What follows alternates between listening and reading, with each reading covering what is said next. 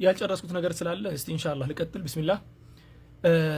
ስለዚህ አሁን የኢራኑን መንግስት የሚባለውን ኢብራሂም ረኢሲን አላህ ይርሐመው እያላችሁ ደጋግማችሁ የምትለጥፉ ወንድሞችና እህቶች ምን እያላችሁ እንደሆነ ገብቷችኋል? ግን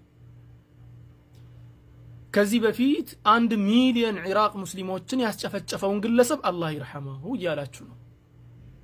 ከዚህ በፊት 500 ሺህ እንዲሁ 500 ሺህ ስል በነገራችን ላይ 500 ሺህ ያልኩት መጨረሻ ላይ የተቆጠረውን ቆጠራ ወስጄ ነው። መጨረሻ ላይ የተቆጠረው ቆጠራ በ2018 ሜይ ላይ ነው የተቆጠረው፣ በግምት ደረጃ ማለት ነው። የተገመተው ምን ያክል ነበር? 498953 ሟቾች እንዳሉ ነው የተቆጠረው። ከዚያ እስካሁን ድረስ 6 ዓመት 7 ዓመት ደርሰናል ማለት ነው። 6 ዓመት 7 ዓመት ከፈጀ ደግሞ ተቅሪበን ቁጥሩ ወደ 700 ሺህ ሊጨምር ይችላል። የዚህ ሁላ ወንድሞች መጨፍጨፍ ምክንያት የኢራኑ መንግስት ነው። የኢራን መንግስት ደግሞ የዚያኔ ትልቅ ቦታ ላይ የነበረው ዛሬ ላይ ጠቅላይ ሚኒስተር ከሆነ በኋላ የሞተው ኢብራሂም ረኢሲ ነው። በነገራችን ላይ ረኢሲ የሚባለው ግለሰብ ተራሱ አይምሰላችሁ።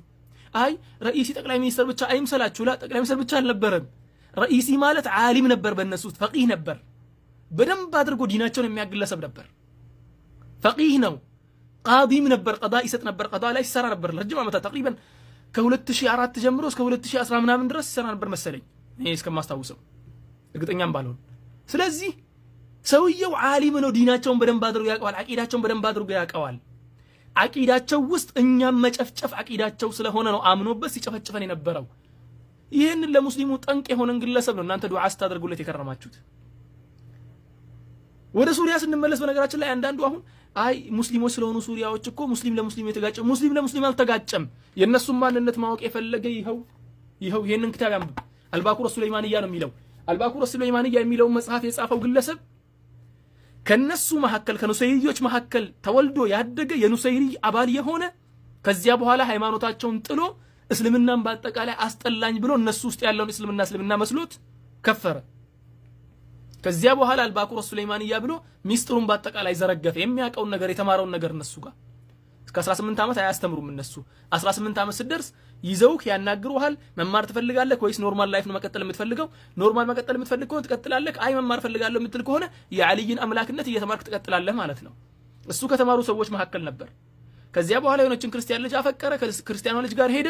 ይሄንን ባኩር ሱለይማንያ ጻፈ፣ ተገደለ። ከዚያ በኋላ የት ነው የተገደለው? ኢራን ውስጥ እንዲመጣ አድርገው ቤተሰቦችህ ታማዋል በሚል አስመጥተውት መሀል ከተማ ላይ በእሳት አቃጥለው ነው አንድደው ነው የገደሉት ሰውየው። ሱለይማንም ማለት ነው። ስሙ ሱለይማን አፈንዲ ነው የሚባለው። ጸሐፊውን ሙስሊም አይደለም ሰውየው፣ አህሉ ሱነት ወል ጀማዓ አይደለም ለማለት ነው። ሱና እንዳይመስላችሁ ሰውየው የነሱ ነው። ያውቀዋል ደግሞ ይሄን ሁላ ሪስኪ እንደሆነ ጉዳዩ። ስለዚህ ሰዎቹ ምን ያክል ለኢስላም ጠላት እንደሆኑ፣ ምን ያክል ኢስላምን እንደሚጠሉ፣ ኢስላምን ለማጥፋት እንዴት እንደሚሰሩ በዚህ ኪታብ ላይ ያነበበ ሰው ብቻ ይረዳዋል። በደንብ አድርጎ ይረዳዋል። ምን ያክል ኢስላምን 180 ዲግሪ እንደገለበጡት፣ ኢስላም ያመጣውን ነገር በአጠቃላይ ቀልብሰው ነው የሚሰሩት። ኸምር መጠጣት እነሱ ዘንድ እንደ ትልቅ አጅር ነው የሚቆጠረው። መጠጣት ኸምር ማለት ነው የአላህ ተመራጭ መጠጥ ነው የምትባለው፣ የወይን መጠጥ ጠጅ ማለት ነው። አስባችሁታል? ይሄን ያክል ኹበታ የነበሩ ሰዎች ናቸው። ኩፍራቸውን ሁሉም ዑለሞች የሚናገሩት ነገር ነው። ኑሰይሪያዎች ካፊር እንደሆኑ ዓለውያ የሚባሉት እነኚህ ካፊሮችን ረድቶ ያ ወንድሙን የረዳው እሱ። ምክንያቱም ሺዓ የሚባለው ነግሬያቸዋል። በሶስት ነው የሚከፈሉት። ሶስቱ የመጀመሪያው ጋሊያ የምትባለው ወይ ደግሞ ጉላም የሚባሉት ናቸው። ጉላት ውስጥ ደግሞ እስማኤልያ የሚባሉት፣ ድሩዝ የሚባሉት። ድሩዝ ያው ሙሉ በሙሉ ከእስልምና ወጥተዋል፣ አንፈልግም ብለዋል እነሱ እስላም ውስጥ መጠራትን። ኑሰይሪያ ግን አይ ሙስሊም ነኝ እያለ ግን የሚሰራውን ነገር አሁን የነገርኳችሁ ባኩር ሱለይማን እያለ የሚናገረው ኑሰይሪያን ነው። ከዚያ በኋላ ደግሞ ሁለተኛው ፊርቃ የሚባሉት ደግሞ ራፊዳዎች። ራፊዳ ደግሞ ኢስና ዐሸሪያ አባቶቻቸው ናቸው። ኢስና ዐሸሪያ ማለት የኢራን መንግስት ማለት ነው ዛሬ ላይ። እነሱ ናቸው ወንድሞቻችንን ሲከተክቱ የነበረው ረጅም ጊዜ። ከ1980 ጀምሮ ኢራቅን ሲጨፈጭፉ ነበር። ከኢራቅ በኋላ ተመልሰው ደግሞ ኢራቅ ራሷን 1 ሚሊዮን ዜጋ እስክታጣ ድረስ ሲጨፈጭፏት ነበር ከአሜሪካ ጋር ገብተው።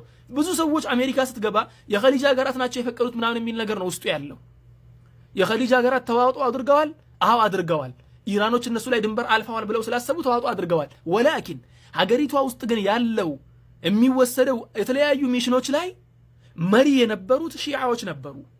1 ሚሊዮን ሰው ሲገደል ያ ብቻ አይደለም። በነገራችን ላይ ዳዒሽ የሚባሉት እስላማዊ መንግስት የሚባሉት በእስራኤል የተፈበረኩት ማለት ነው። እስራኤል መፈበረካቸውን ደግሞ ሌላ ጊዜ ማስረጃ ስለምናመጣ እሱ ኢንሻአላህ ሌላ ጊዜ እናወራበታለን። እነሱ የሚያጠፉትን ነገር ከአህሉ ሱነት ወልጀማዓ ምንም ካላሰቡት ካልታጠቁት አህሉ ሱነት ወልጀማዓ እየገደሉ ነበር ሲከፍሉ የነበረው። ሱሪያ ውስጥም የተከሰተውን ደግሞ እናንተም ታውቁታላችሁ። የሱሪያውን ለማወቅ ደግሞ ሀገራችን ውስጥ እየተዟዟሩ ያሉትን ሱሪዮችን ጠይቋቸው። እነኚህ አላህን የሚሳደቡ ግለሰቦች ናቸው። እነኚህ ናቸው እንግዲያውስ ኢራን ረድታቸው ይሄን ያክል እንትን የምትልላቸው የምትቆምላቸው ማለት ነው። ስለዚህ አንተ ዛሬ ለኢብራሂም ረኢሲ ዱዓ ስታደርግ እንዲህ እስላምን ለማጥፋት ሌት ተቀን ስራዬ ብለው እየሰሩ ያሉ ሰዎችን ዱዓ እያደረክላቸው ነው። ከዚያም ባሻገር ደግሞ እነሱ የደረሱባቸውን የሱና ሀገራትን በአጠቃላይ ተመልከቱ። ኢራቅ ላይ ደረሱ። ኢራቅን የእውቀት ማዕድ እንዳልነበረች ኢራቅ 1981 እስከ 89 ባለችው ጊዜ ውስጥ ሐታ ከ1960ዎች ጀምሮ የእውቀት ማዕድ ነው የምትባለው። በዓለም ደረጃ ትላልቅ አዋቂዎች የሚባሉት በሁለት ሀገራት ውስጥ ነው የሚሰበሰቡት። የዚያኔ የሙስሊሙ ሀገራት የሚባለው ኢራቅ ውስጥ ነው። የሌላው ሀገራት ደግሞ ዌስተርን ሀገራት የሚባለው ደግሞ አሜሪካ ውስጥ ነበር የሚሰበሰቡት በዚያ ጊዜ አዋቂዎች የሚባሉት። ይሄን ያክል ትልቅ ሀገርን ዛሬ ላይ የመጨረሻ ማህይም አድርጋ አስቀርታለች። ከዚያም አለፈች። ሊባኖስን ታስታውሳላችሁ ምን ያክል በላ እንደደረሰባቸው እስከ መክሸፍ ዜሮ እስከ መሆን እስከ መክሰር በሀገር ደረጃ እስከ መክሰር ደረሱ። ዱቄት አድርጋ የመንን ተመልከቱ። ደግሞ የመን ላይ ያሉትን ትናንትና በወንድማማችነት በሰላም ሲኖሩ የነበሩ ዜዲያ የሚባሉትን ዜዲያ ማለት ነገራችን ላይ ከሶስቱ ክፍልፋዮች አንዱ ናቸው። የመጨረሻው ዜዲያ ነው የሚባሉት። ከአህሉ ሱና ጋር ትንሽ ከሌሎቹ ከሁለቱ ይልቅ ትንሽ ይቀራረባሉ። ምንም እንኳን አቂዳቸው በአጠቃላይ የሺዓ አቂዳ ቢሆንም አብዛኛው ግን ትንሽ ከአህሉ ሱና ጋር የሚያቀራርባቸው ነገሮች አሉ። ለምሳሌ ያክል አሁን ሁለቱን ኸሊፋዎችን አቡበክርና ዑመርን አያወግዙም። እነሱ ይቀበሉ ነበር በፊት ላይ። አሁን ላይ ግን እንዲያወግዙ አህሉ ሱናን እንዲጨፈጨፉ ከላይ በሚሰጣቸው ትዕዛዝ እየጨፈጨፉ ነው ያሉት እስከ ዛሬዋ ቀን ድረስ። ሁቲዮችን የሚያውቃቸው ያውቃቸዋል። እኔ ይሄን ነገር ስናገር ለምንድን ነው የተናገርኩት? ከዚህ በፊት ስለ ሺዓ ተናግሬ አላውቅም። ወላኪን የማይሆን ነገር ስለሸተተኝ ነው። አሁን ላይ የምሰማው ነገር ደስ እያለኝ አይደለም። ከቅርብ ጊዜ ወዲህ በሀገራችን ደረጃ የማይሆን ነገር እየሸተተኝ ነው። የማይሆን ነገር እያስፈራኝ ነው ያለው። ይሄ እያስፈራኝ ያለው ነገር ደግሞ እኔም ብቻ አይደለም። በነገራችን ላይ በጣም ብዙ በዳዕዋው ሴክተር ላይ እየሰሩ ያሉ ወንድሞችንም በዚህ ጉዳይ ላይ ሳናግራቸው ደስ የሚል ነገር አይደለም እያዩ ያሉት። ተቃሩብ አልአድያን በሚል አካሄድ አንደኛ ወደ ዱባዩ አዲሱ ሃይማኖት አሊያም ደግሞ ወደ ሺዓው የሆነ የሚያጠራጥር ነገር አለ። ስለዚህ ወንድሞችና እህቶች በተጠንቀቅ ጠብቁ። ዲናችሁን መጠበቅ እናንተ ግዴታ ነው። ከዚያም አልፎ ተርፎ ደግሞ ያለው ምንድነው? ስለ ሺዓ ጉዳይ ሺዓ ብቻ አይደለም፣ ስለ ተለያዩ ፊራቆች ኢንሻአላሁ ተዓላ ወደፊት እንደነገርኳችሁ ቁጭ ብለን በደንብ አድርገን እንማማራለን። አስታውሱኝ። መች ነው የምታስታውሱኝ? ከ3 ወር በኋላ አስታውሱኝ ኢንሻአላሁ ተዓላ። ለአሁን በጣም ቢዚ ስለሆንኩኝ ከ3 ወር በኋላ ቁጭ ብለን በስርዓት ብዙ ቪዲዮዎችን እየሰራን ዩቲዩብ ላይ እያስቀመጥን ስለ ፊርቃዎችን ማወቅ አለብን ግዴታ። ምክንያቱም የሚያስፈራን ነገር ከመፍራት ይልቅ ተጋፍጠን ያለውን ነገር ማስቀመጥ። እስከዛሬ ድረስ ስለ ሺዓ ቪዲዮ ሰርቼ አላቅም። ስጠየቅ ራሱ የተጠየቅኩትን ያንን ብቻ ነው መልሰው ያለ ዲቴል። ለምን ሳላውቀር ቻር ለምንነሱን ክፋት ላ ሀገራችን ላይ የሉም ብዬ ስለማስብ፣ አሁን ላይ ግን ባይኖሩም እያስፈራኝ ነው የሆነ ነገር። ይሄን ያለው ነገር አላህ ይጠብቀን። አላህ ይጠብቃችሁ ሁላችሁንም። إن أصبت فمن الله وإن أخطأت فمن نفسي ومن الشيطان وآخر دعوانا الحمد لله رب العالمين السلام عليكم ورحمة الله وبركاته እባካችሁ የሞተውን ኢብራሂም ረኢሲ የሚባለውን ግለሰብ አላህ ይርሐመው ብላችሁ ፖስት ያደረጋችሁ ወንድሞችና እህቶች ቪዲዮቻችሁን አንሱ። ወንድሞቻችሁን ሲጨፈጭፍ የነበረን ግለሰብ ነው ረህመት እየለመናችሁላችሁ ያላችሁት። የነሱን አቂዳም ደግሞ ነካነካ አድርጌ ነበር። ወደፊት ደግሞ ኢንሻአላህ በሰፊው ስለምናየው የነሱን አቂዳ ስታዩ እነማን እንደሆኑ ሃይማኖታችን ሙሉ በሙሉ የተለያየ እንደሆነ ይገባችኋል። እዚያኔ ያኔ ያለው والله اعلم። ሰላም አለይኩም።